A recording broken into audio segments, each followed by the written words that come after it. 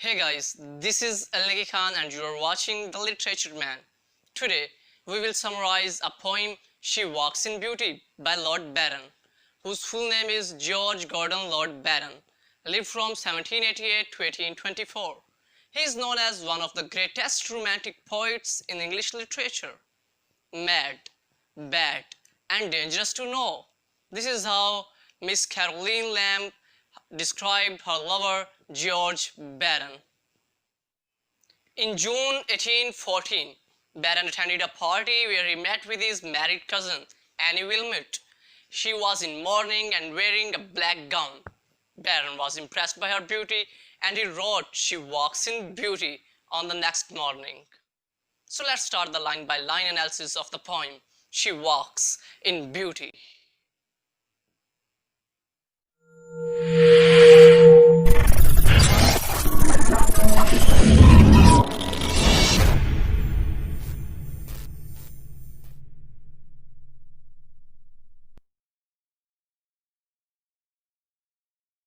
So friends, She Walks in Beauty was written in 1814 when Byron was of 26 and it was published in 1815. The poem is in fact a poem of praise that was written by the poet inspired by poet's first sight of his young cousin who was wearing a black gown that was brightened. There is no mention of any woman or physical description in the poem. So let's start the poem. She walks in beauty like the night of cloudless climes and starry skies, and all that's best of dark and bright meet in her aspect and her eyes. Thus mellow to that tender light which heaven to gaudy day denies. One shade the more, one ray the less, had half impaired the nameless grace which waves in every raven tress, or softly lightens over her face, where thoughts serenely sweet express how pure, how dear their dwelling place. And on that cheek and over the brow so soft, so calm yet eloquent, then smiles that win the tints that glow but tell of days in goodness spent. A mind at peace with all below, a heart whose love is innocent. A mind at peace with all below, a heart whose love is innocent.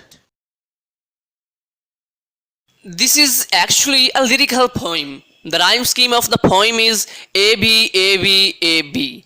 The opening stanza of the poem starts with the title of the poem. She walks in beauty. Means वो खूबसूरती में चलती है. She is walking in beauty. How beautiful she is. That's what a wonderful way to express the beauty of a girl, that she walks in beauty. The repetition of the title compels us to focus on her. ये repetition हमारी तवज्जो को उस लड़की पर मरकूज कर देती है. And then Byron said, like the night, cloudless climes and starry skies. वो कैसे खूबसूरती में चलती है या कैसे खूबसूरत लगती है, जैसे बिन बादल के साफ रात और सितारों भरा आसमान. Here you can see that simile of bright and dark is used for that young girl, because she is wearing a black gown that is brightened, and she herself is so beautiful, like stars in the sky in night. Alliteration is also used here. Cloudless, climes, starry, skies, and all that's best of dark and bright meet in her aspect and her eyes. और रोशनी और अंधेरे के जितने भी अच्छे पहलू हैं वो उस लड़की में और इवन उसकी आंखों में मिलते हैं. It means she is like a combination of beauty of both dark and bright. Because darkness या brightness अलग-अलग तो इतनी खूबसूरत नहीं लगती जितनी एक साथ कंट्रास्ट में लगती है. Here her dress is expressed at darkness while her beauty contrast daylight. ये जो थीम है ब्राइट एंड डार्क का, ये इस पूरी पोइम में एंड तक डिस्कस हुआ है. Thus mellowed to that tender light which heaven to gaudy day denies. Then वो सॉफ्ट, वो नर्म नाजुक, वो हम्बल रोशनी ऐसे के है कि भरपूर रोशन दिन भी उसका इनकार कर दे. मीन खूबसूरत रोशन दिन में भी ऐसी ब्यूटीफुल और सॉफ्ट लाइट नहीं होती. Here mellowed means humble, tender light means soft light. यानी कि ऐसी मध्यम और सॉफ्ट खूबसूरत प्लीजेंट लाइट है कि उस लड़की में, कि उसकी आइज़ में, कि जैसे किसी चमकदार दिन में या इवन हेवन में भी नहीं होती. Actually guys, romantic poets viewed beauty in relation to nature. वो खूबसूरती और कुदरत को साथ साथ देखते हैं. And it is one's inner beauty or perfection that produces a beauty superior to that nature. यानी कि ये अंदर की खूबसूरती होती है, अंदर की तकमील होती है, जो ज़ाहिरी तौर पे इंसान को नेचर से भी ज़्यादा खूबसूरत बना देती है. सो गाइस, इस स्टांजा में जिस मेन थीम की तरफ बैरन ने अपनी cousin any Willamette, lady any Willamette को और उनकी ब्यूटी को एक्सप्रेस किया है, वो है dark and bright, light and dark. This combination of light and dark has a great impact than of only light or only darkness. अगर हम अकेला darkness या light का जिक्र करते तो शायद इतना असर ना होता जितना अब हो रहा है. In the second stanza, it looks like a painter is painting so beautiful image of that young girl. One shade the more, one ray the less. अगर थोड़ी सी darkness बढ़ जाए या थोड़ी सी light कम हो जाए, here the contrast of shade and ray and of more and less is used by the poet. Had half impaired the nameless grace.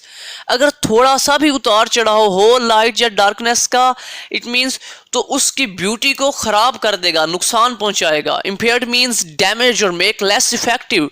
Here the word nameless grace is used by the poet, by Byron. The word is quite interesting, means there is no words to describe her beauty. It's amazing. Her beauty is perfect. Words can't match her beauty, but the poet still tries to describe it. He tries to describe her beauty. In the third stanza, in the third line, again imagery of darkness is used, which waves in every raven tress, जो कि लहराती है हर एक गहरी जुल्फ में. Here raven means deep, while tress means गैसू, जुल्फ. कि गैस हुए जाना कि क्या बात करें हम, उस जुल्फ पे बस खत्म है दुनिया के खजाने. आहा. और सॉफ्टली लाइटन्स ओवर हर फेस, और ये आहिस्तगी से स्लाइटली उसके चेहरे पर चमकते हैं, यानी उसकी जुल्फें जो लहरा कर उसके चेहरे पर आती हैं तो उसके चेहरे को ये स्याह गहरी जुल्फें मजीद रोशन कर देती हैं. Here poet is again using contrast between dark and bright. Then in the next lines, where thoughts serenely sweet express, जहाँ पुरस्कून खूबसूरत thoughts का इज़हार होता है. Actually poet is using alliteration of serenely sweet, which signals that poet is talking about the origin of that pure sweet thoughts, that is her mind. Byron is talking about her inner beauty, dwelling place. How pure, how dear that dwelling place, means maskan. Dwelling place means maskan. उसके ये thoughts, ये sweet thoughts जहाँ से आ रही हैं उसके mind से, how pure it is. The repetition of word how pure, how dear emphasizes on the lovely qualities of a woman. How pure, how dear their dwelling place, means such an innocent and lovely girl she is. In the third stanza, poet tells what makes her so loving and perfect by saying, and on that cheek and over the brow, so soft, so calm yet eloquent.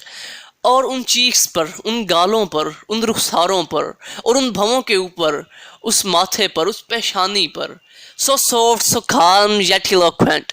मुकम्मल सुकून था, मुकम्मल सुकून सा, softness थी, yet eloquent. एक वाजिया पैगाम दे रहे थे उसके गाल, उसके नरम गाल, उसकी पेशानी पुरस्कून थी, उसके चेहरे पर फसाहत और बलागत नुमायां थी.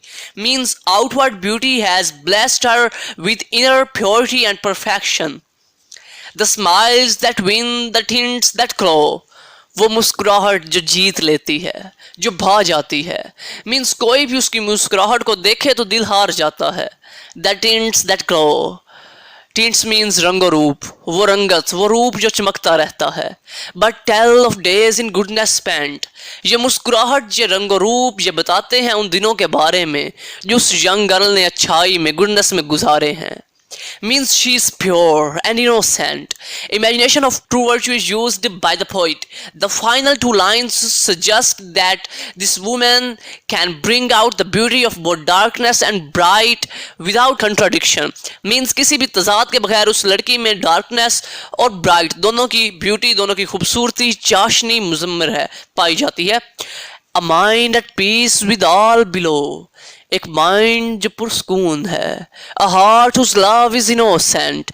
एक दिल जिसकी मोहब्बत मासूमाना है. It's interpreted that how pure, perfect, beautiful, decent, calm and innocent she is. A mind at peace with all below. A heart whose love is innocent. Oh, I can imagine her. मैं अपनी आंखों से उसके चेहरे तलक गया हूँ. मैं थक गया हूँ. So guys, take care. Bye bye. See you in the next video. Allah Hafiz.